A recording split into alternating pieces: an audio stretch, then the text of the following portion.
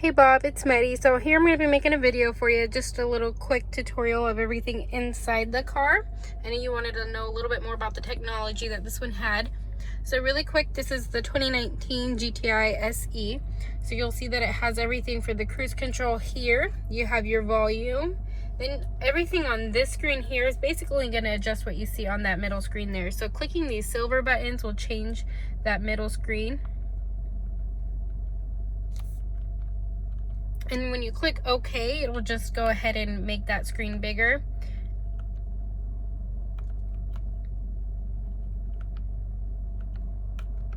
If you click on driving data and then you do the up and down buttons, you can actually see a little bit more. So this is showing me that I'm going 0 miles per hour currently. My average speed was 2 miles per hour. Haven't driven too far yet, just turned the car on. I have 210 miles until empty. And by clicking OK, will actually make those windows bigger as well. You'll see that you have your normal gauges over here. You also have some paddle shifters right on the steering wheel here.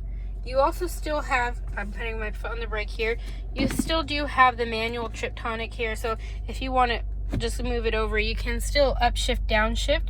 You can see in that top right corner there that by upshifting and downshifting, it'll change what you see there. So I'm going to go ahead and put it back in normal driving mode, and it's going to show you right there on the screen, regular driving, and now I am in park. And then this little A here is showing me that I have my start stop feature. So I'm going to go ahead and push that button, which is right here, to go ahead and deactivate it. So that's just basically doing the start stop, turning it off and turning it on. So now that it's been turned off, it's going to get rid of that, so that way you know that it's no longer on. You have automatic lights here, so that means when it gets dark, the lights will automatically turn on. As it gets lighter, the lights will turn off. You also have a dimmer right here for the infotainment system here. It's kind of hard to see, but once those lights are on, you can actually adjust how bright all of this is. You also have the frameless auto dimming mirror, so it'll dim as it gets darker. You have your garage openers underneath here. You still have your nice sunroof, and you got this shade here. Go ahead and get another look of that. And the infotainment system. So you got the nice big 8-inch screen. You still have Apple CarPlay, so if you want to connect your phone or Android Auto, and MirrorLink as well. You can actually adjust the sound here. You can do subwoofer, bass, mid, treble, all that good stuff, or reset it here. And then that's going to be in here. If you want it to make a touch screen, so every time you touch something, it's going to make a click noise.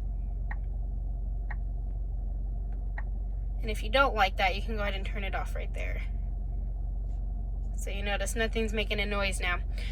Car is going to actually give you a couple options. So if you do selection here, you can basically this is all your information here, but your Think Blue Trainer will basically score you on how well you're driving in order to get the best fuel mileage. So there's that there. You also can see your energy consumers. So right now my heated seat's using some stuff. It is a little cold in here, but do selection one more time. Vehicle status is going to tell you that the car is basically nothing to worry about, but if you do need something, it'll go ahead and show you up here. If you need gas, it'll tell you need to get gas. And then you got your sport option, which is pretty limited to some trims, including the Golf R and the GTI. So you have that here. I'm going to go ahead and click selection one more time and go back to driving data. So this shows you since start, since the entire time you've had the car, and then since refuel, so the last time you put gas. So that's something that's pretty new on there. And if you go to menu, this is basically all your options, which are pretty weird, but you do have like radio and radio here, media here, app connect there. So some of the same stuff, but you also have settings as well on here, which you didn't have on any of these buttons. So you can see settings right there. And you also, if you click on car, have other settings right here as well.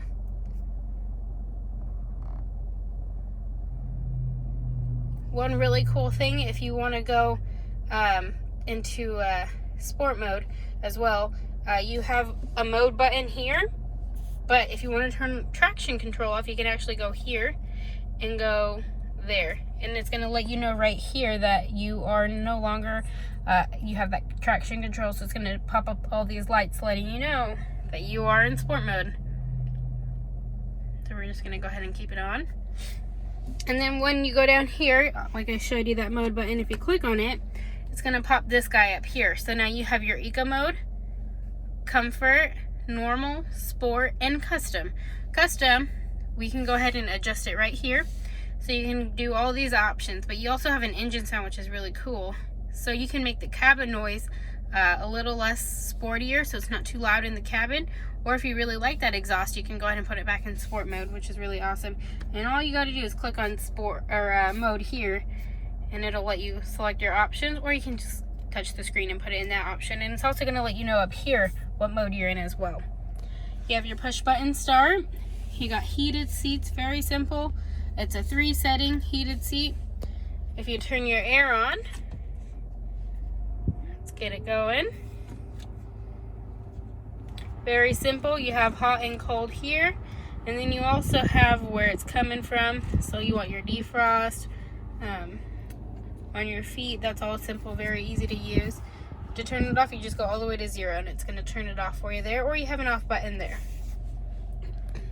So that's just a quick little rundown of everything inside the car.